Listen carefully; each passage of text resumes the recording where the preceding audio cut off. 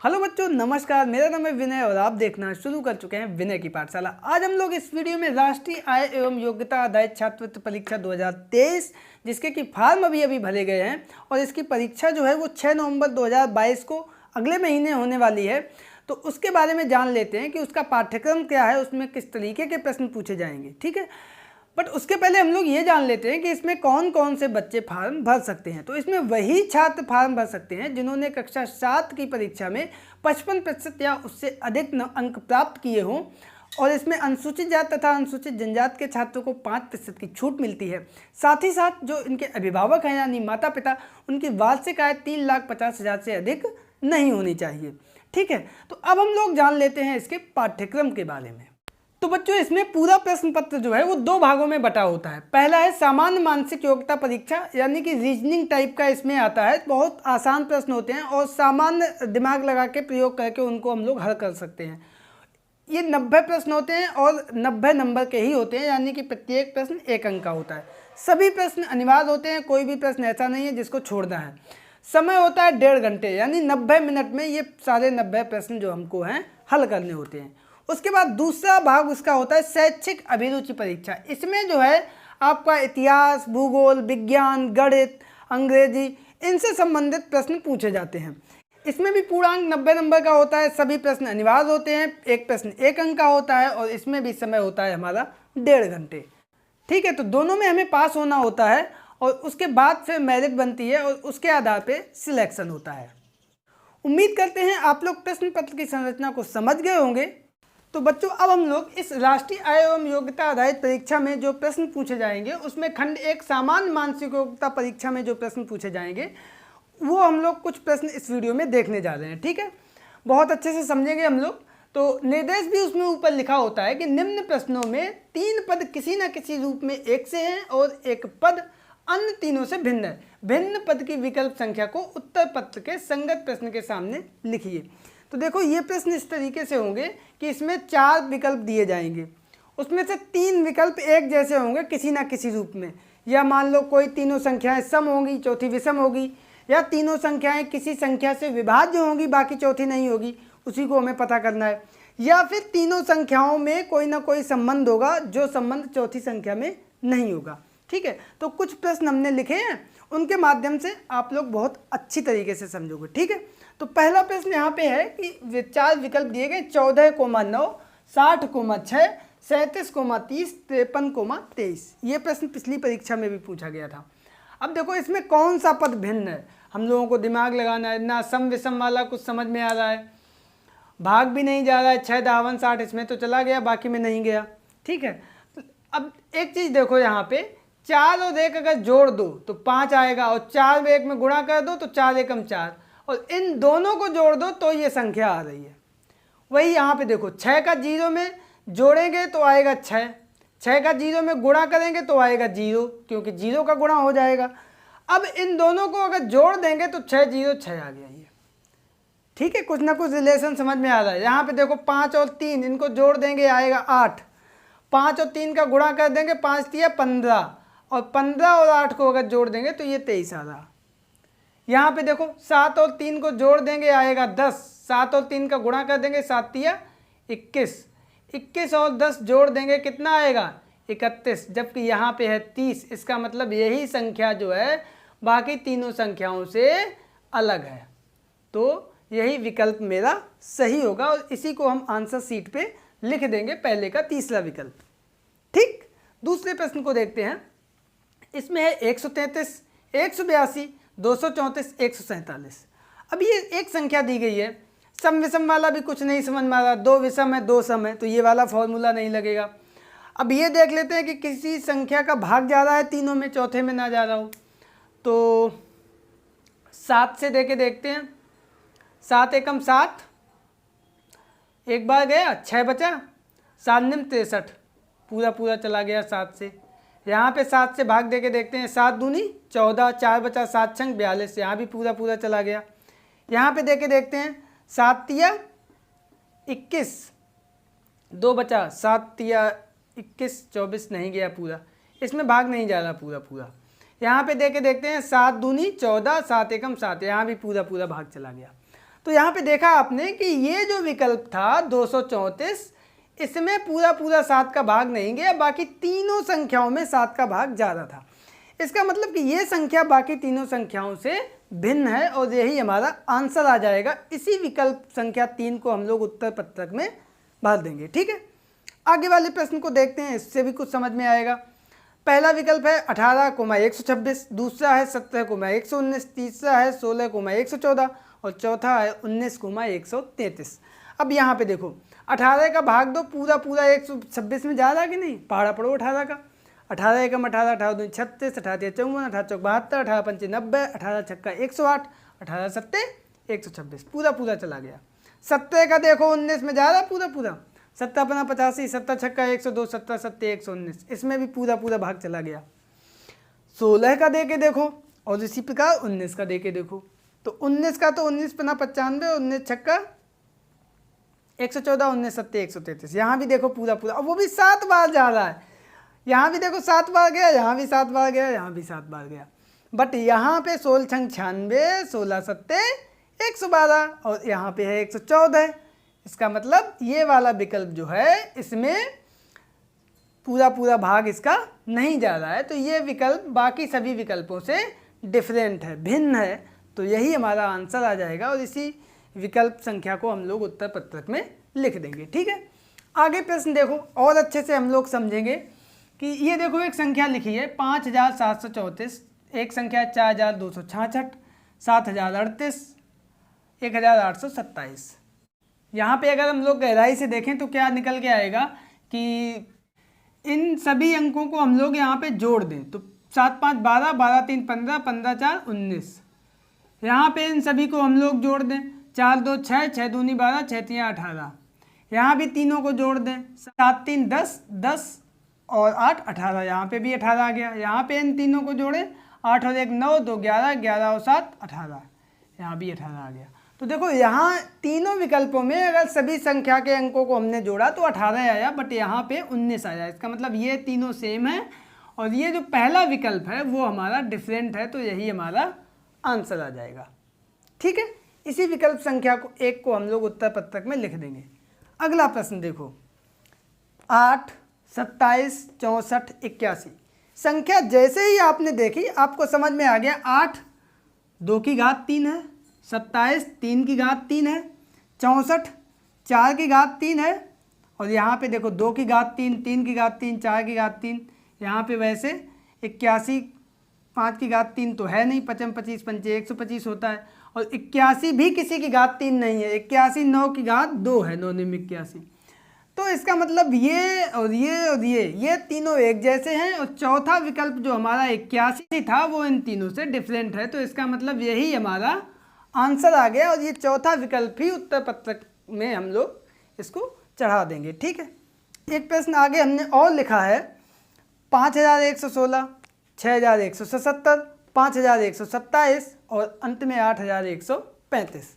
यहाँ पे देखो ऊपर हमने एक अंकों को जोड़ के किया था प्रश्न, यहाँ भी देख लो 5 1 6, 6 12 1 13 आएगा, 6 1 7, 7 दूनी 14, 7 3 21, 5 और 1 6 2 8, 8 7 15, 8 और 1 9, 9 3 12, 12 5 17। तो ये जो है यहाँ पे ये भी कॉम्बिनेशन नहीं बन रहा है और भी हमें कुछ समझ में नहीं आ रहा है। इसका मतलब जो है कि सम विषम वाला देख लेते हैं। विषम संख्या विषम संख्या विषम संख्या, ये हमारी है सम संख्या। तो इससे हम लोग कर सकते हैं कि ये हमारी एक सम संख्या है, बाकी तीनों विषम संख्याएं हैं, तो ये तीनों एक जैसी हैं, ये डिफरेंट है, तो जो डिफरेंट है वही हमें बतानी है, तो यही हमारा आ जाएगा आंसर और इसी के विकल्प को हम लोग उत्तर पत्रक में चढ़ा देंगे। तो बच्चों आगे प्रश्न हम लोग देख लेते हैं। ये ABCD पर आधारित प्रश्न होते हैं, इसमें क्रम दिया होता है ABCD पर आधारित और उसी में हम लोग देखते हैं कहीं उल्टा क्रम होगा, कहीं सीधा क्रम होगा, कहीं 2 या 3 अंकों का गैप होगा, उसके आधार पर ये प्रश्न होते हैं। ठीक है, तो पहला प्रश्न हम लोग देखते हैं FBL, B है GCT, BMZ और D है CHX। अब इसमें 3 एक जैसे हैं, एक डिफरेंट है, तो देखने में तो बड़ा कठिन लग रहा है, कोई सीक्वेंस अभी समझ में नहीं आ रहा है। तो देख लो ये किस नंबर पे है, ABCDEF छठे नंबर पे है, ये BAB दूसरे नंबर पे है। LABCDEFGHIJKL, ये 12वें नंबर पे। हम लोग यही लिख लेंगे सबसे पहले। अगर कुछ समझ में नहीं आएगा तो हम लोग ये लिख लेंगे कि ये अक्षर जो है अल्फ़ाबेट में किस नंबर पे आता है। तो जी देखो ABCDEFG 7, ये ABC 3, और ये ABCDEFGHIJKL MNO PQR ST 13 14 15 16 17 18 19 20, 20वें number पे। B दूसरे नंबर पे ABCDEFGHIJKL M 13वें नंबर पे, और ये Z जो है 26वें नंबर पे आता है। तो इसका क्रमांक 26 है, ठीक है, क्योंकि अंग्रेजी की वर्णमाला में 26 ही अक्षर होते हैं, ठीक है। आगे है D ABC 3 ABCDEFGH 8वें नंबर पे, और ये X ABCDEFGHIJKL MNO PQR ST UVWX 24वें नंबर पे आता है, ठीक है। तो अब देखो यहाँ पे सीधा सा हम लोग देख रहे हैं 6 दूनी इन दोनों का गुणा किया तो ये आ गया, 13 दूनी 26 इन दोनों का गुणा किया तो ये आ गया, 8 तिया 24 इन दोनों का गुणा किया तो ये आ गया। बट यहाँ पे 7 तिया 21 इन दोनों का गुणा करेंगे तो ये 20 आ रहा है, जो कि ये गलत है। मतलब ये बाकी तीनों का जो सीक्वेंस है उससे डिफरेंट है। तो यही हमारा आ जाएगा आंसर, क्योंकि यही बाकी से डिफरेंट है। तो ये वाला ऑप्शन हम लोग वो विकल्पी में आंसर सीट पे टिक कर देंगे, ठीक है। अगर हम लोग लिखना चाहें तो एग्ज़ाम शुरू होने से पहले ABCDEFGHIJKLMNOPQRSTUVWXYZ, और इसके ऊपर 1 2 3 4 5 6 7 8 9 10 11 12 13 14 15 16 17 18 19 20 21 22 23 24 25 26 ये नंबर हम लोग डाल लेंगे तो प्रश्न लगाने में थोड़ी सी जल्दी होगी, ठीक है, क्योंकि टाइम भी बहुत कम होता है, एक प्रश्न में 1 ही मिनट होता है। यहाँ पे देखो R, अब देखो बहुत आसान हो गया। R कहाँ पे है? ये 18। F कहाँ पे है? 6। T कहाँ पे है? 20। N कहाँ पे है? 14। J कहाँ पे है? 10। D कहाँ पे है? 4। V कहाँ पे है? V 22वें नंबर पे 22। F कहाँ पे है? 6। P कहाँ पे है? 16। K कहाँ पे है? 11। H कहाँ पे है? 8। C कहाँ पे है? 3। अब देखो यहाँ पे बहुत अच्छा प्रश्न है ये। देखो यहाँ पे 14 में से 10 गए, कितने आ गए? 4। 11 में से 8 गए, कितने आ गए? 3। 22 में से 6 घटा दिए, कितना आया? 16। और यहाँ पे देखो 18 में से 6 अगर घटाएंगे तो यहाँ पे आएगा हमारा 12, लेकिन यहाँ पे दिया गया है 20। तो ये हमारे तीनों एक जैसे हैं, और ये पहला जो विकल्प है इसमें ये हमारा बाकी विकल्पों से डिफरेंट है। तो यही हमारा आ जाएगा आंसर, और इसी को हम लोग आंसर सीट पे लिख देंगे, ठीक है। आगे वाले प्रश्न पे चलते हैं। बहुत अच्छे ये दोनों प्रश्न थे, ऐसे प्रश्न अक्सर पूछे जाते हैं। देखो यहाँ पे क्या है? BDG, BCD, एक गैप है बीच में, D के बाद EFG, इसमें 2 गैप है, ठीक है। यहाँ पे Q के बाद RS, एक गैप है, S के बाद TUV, 2 गैप है। यहाँ के बाद RST, एक गैप है, T के बाद UVW, 2 गैप है। यहाँ पे C के बाद DEF, पहले में 2 गैप, F के बाद GHIJ, इसमें 3 गैप है। तो देखो इसमें एक छोड़ के दूसरा अंक, फिर 2 छोड़ के, इसमें भी 1 छोड़ के फिर 2 छोड़ के, इसमें भी 1 छोड़ के फिर दूसरा छोड़ के, और इसमें पहले 2 छोड़ के फिर 3 छोड़ के। इसका मतलब बाकी तीनों एक जैसे हैं, और ये डी जो ऑप्शन है वो बाकी से डिफरेंट है। तो यही जो है डी ऑप्शन हम टिक कर देंगे, और यही हमारा आंसर हो जाएगा। इसी को हम लोग आंसर सीट पे लिख देंगे। ये प्रश्न और कुछ देख लो, बहुत अच्छे प्रश्न है। इसमें है KLPBCFCDGFGJ। के के बाद L आता है, L के बाद MNOP, 3 का गैप है, उसके बाद ये क्रम से है, और ये 3 का गैप। B के बाद CDEF, यहाँ पे 2 का गैप है। CD के बाद EFG, 2 का गैप है यहाँ पे भी। F के बाद G, ये क्रम से है, और HIJ, 2 का गैप है। तो देखो इसमें तीनों में केवल 2 छोड़ के आगे वाला अल्फ़ाबेट है बस। ये बट इसमें क्या है कि इसमें पहला तो कम से है, लेकिन ये 3 छोड़ के है। इसका मतलब ये विकल्प जो है ये बाकी विकल्पों से डिफरेंट है और यही हमारा आंसर होगा। इसी को हम लोग आंसर शीट पे लिख देंगे।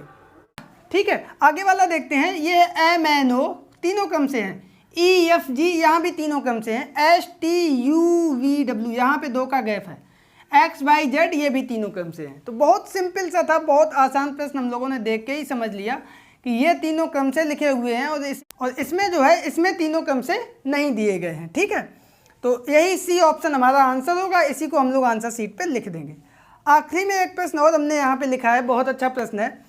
ABCD यहाँ पे 2 का गैप है और फिर दोनों क्रम से है। यहाँ पे FGH यहाँ पे 1 का गैप है और फिर IJ दोनों क्रम से है। यहाँ पे JKL 1 गैप है, उसके बाद क्रम से है। NOP 1 गैप है, फिर आगे दोनों क्रम से हैं। तो देखो यहाँ पे 2 सीरियल से हैं, फिर बाद वाले 2 सीरियल से हैं, बीच में 1 का गैप, और ये तीनों में 1 का गैप है और इस वाले में 2 का गैप है। तो यहाँ पे हमारा A ऑप्शन बाकी तीनों से डिफरेंट है, तो यही हमारा आंसर आ जाएगा और इसी को हम लोग आंसर शीट पे लिख देंगे। तो ये संख्याओं से और ABCD से संबंधित प्रश्न हुए जो कि एग्जाम में पूछे जा सकते हैं। अब हम लोग कुछ हिंदी से संबंधित प्रश्न और देख लेते हैं। तो बच्चों अब कुछ ये सामान्य प्रश्न जो सामान्य ज्ञान से संबंधित होते हैं उसमें भी इसी तरीके के प्रश्न पूछे जाते हैं, उनको देखते हैं। और वो प्रश्न दिया गया है जैसे दस्ताना, मोजा, टोपी, तौलिया, इसमें से 3 एक जैसे हैं, 1 डिफरेंट है। तो देखो दस्ताना हाथों में पहना जाता है, मोजा पैरों में पहना जाता है और टोपी सर में लगाई जाती है। तौलिया पहनी नहीं जाती है, वो ऊपर से लगाई जाती है। तो ये तौलिया वाला जो ऑप्शन है वो हमारा डिफरेंट है, तो यही हम आंसर शीट में लिख देंगे। ठीक है, आगे है प्रश्न कब, तब, क्यों, कहाँ। तो देखो कब प्रश्नवाचक चिन्ह, क्यों प्रश्नवाचक शब्द, कहाँ प्रश्नवाचक शब्द, और तब जो है ये प्रश्नवाचक शब्द नहीं है। तो यही हमारा दूसरा ऑप्शन डिफरेंट है और यही हम आंसर कर देंगे। ठीक, आगे वाला प्रश्न देखो और आप लोग खुद बताओ। तालाब, झील, नदी, फव्वारा। सोचो 1 मिनट क्या होगा इसका। तो देखो तालाब में पानी होता है, झील में पानी भरा होता है, नदी में भी पानी भरा होता है, बट फव्वारा जो है वो इन्हीं में से किसी में लगाया जाता है और वो पानी फेंकता है। तो ये आर्टिफिशियल है, बाकी ये तीनों चीज़ें लगभग प्रकृति द्वारा प्रदत्त हैं। ठीक है, तो ये चौथा ऑप्शन डिफरेंट है और यही हमारा आंसर हो जाएगा। आगे देखते हैं मुंबई, दिसपुर, अगरतला, अहमदाबाद। तो यहाँ पे देखो प्रश्न देखते ही आपको पता चल जाएगा, क्या पता चलेगा कि मुंबई महाराष्ट्र की राजधानी है, दिसपुर असम की राजधानी है, अगरतला ये त्रिपुरा की राजधानी है और अहमदाबाद किसकी राजधानी है, ये शहर है गुजरात का, और गुजरात की राजधानी है गांधीनगर, ना कि अहमदाबाद। तो ये विकल्प जो है वो भिन्न है दूसरे विकल्पों से, क्योंकि बाकी तीनों राजधानियां हैं प्रदेशों की और ये राजधानी नहीं है। तो यही चौथा ऑप्शन मेरा आंसर होगा, इसी को हम लोग आंसर शीट पे टिक कर देंगे। 7वां प्रश्न है बिहार, लक्षद्वीप, उत्तर प्रदेश, झारखंड। अब इसमें देखो कौन सा डिफरेंट है। तो देखो बिहार भी प्रदेश है, उत्तर प्रदेश भी प्रदेश है, झारखंड भी प्रदेश है, लक्षद्वीप केंद्र शासित प्रदेश है, पूर्ण राज्य नहीं है। तो यही हमारा दूसरा लक्षद्वीप जो है वो इसमें आंसर होगा और यही हम विकल्प टिक करेंगे। ठीक है, समझ गए आप लोग। अब आगे प्रश्न दिया गया है, आप लोग खुद करने का प्रयास करना। आलू, भिंडी, टमाटर, पत्ता गोभी, कौन सा ऑप्शन डिफरेंट है तीनों से? सोचो, दिमाग लगाओ। तो देखो आलू ज़मीन के अंदर होता है, भिंडी ज़मीन के ऊपर, टमाटर ज़मीन के ऊपर, पत्ता गोभी ज़मीन के ऊपर। तो आलू जो है वो बाकी तीनों से डिफरेंट है क्योंकि ये ज़मीन के अंदर पाया जाता है। ठीक है, आगे देखो पीला, काला, हरा, नीला। यहाँ पे देखो कौन सा कलर डिफरेंट है। तो देखो पीला, हरा और नीला इंद्रधनुष के जो 7 रंग होते हैं वेबज्योत उसका हिस्सा है, बट काला उनका हिस्सा नहीं है। तो यही ऑप्शन हमारा बाकी ऑप्शन से डिफरेंट है, इसी को हम लोग आंसर शीट पे भर देंगे। आगे वाला प्रश्न हमने एक लिखा है कोलंबो, ढाका, कराची, टोक्यो। कोलंबो श्रीलंका की राजधानी, ढाका बांग्लादेश की राजधानी, टोक्यो जापान की राजधानी, बट कराची पाकिस्तान की राजधानी नहीं है। पाकिस्तान की राजधानी क्या है? पाकिस्तान की राजधानी है इस्लामाबाद, पहले हुआ करती थी कराची। तो ये तीसरा ऑप्शन बाकी ऑप्शन से डिफरेंट है क्योंकि बाकी सभी दूसरे देशों की राजधानी है, बट कराची किसी भी देश की राजधानी नहीं है। ठीक है, अंत में एक प्रश्न और हमने बहुत इंटरेस्टिंग लिया है, सितंबर, मार्च, अक्टूबर, दिसंबर। तो यहाँ पे देखो जून, नवंबर, जनवरी, अप्रैल, सितंबर 30, फरवरी 28 की बाकी सब 31। तो ये सितंबर आ गया। 30 दिन का महीना होता है। मार्च भी 31 दिन का होता है, दिसंबर भी 31 दिन का होता है और अक्टूबर भी 31 दिन का होता है। तो यहाँ पे सितंबर 30 दिन का है, तो ये बाकी तीनों से डिफरेंट है। तो यहाँ पे इसी को हम लोग टिक कर देंगे और यही हमारा आंसर आएगा और इसी को हम लोग आंसर शीट में लिखेंगे। ठीक है, तो ये हमने प्रश्न आज इस वीडियो में कवर किए, जिसमें प्रश्न के 3 विकल्प एक जैसे होंगे और चौथा विकल्प उन तीनों से भिन्न होगा और उसी को हम लोगों को आंसर शीट पे फिल करना होता है, यानी कि वही हमारा आंसर होगा। आई होप कि आप लोग इस वीडियो में दिए गए सभी प्रश्नों को बहुत अच्छे से समझ गए होंगे और इस तरीके के आगे भी कोई अगर प्रश्न आएंगे तो उनको आप लोग कर लेंगे। अगले वीडियो में हम लोग दूसरे तरीके के प्रश्नों को देखेंगे और उनको लगाने का प्रयास करेंगे। तो आज के इस वीडियो में इतना ही। मिलते हैं कल फिर एक नए वीडियो के साथ। तब तक के लिए नमस्कार।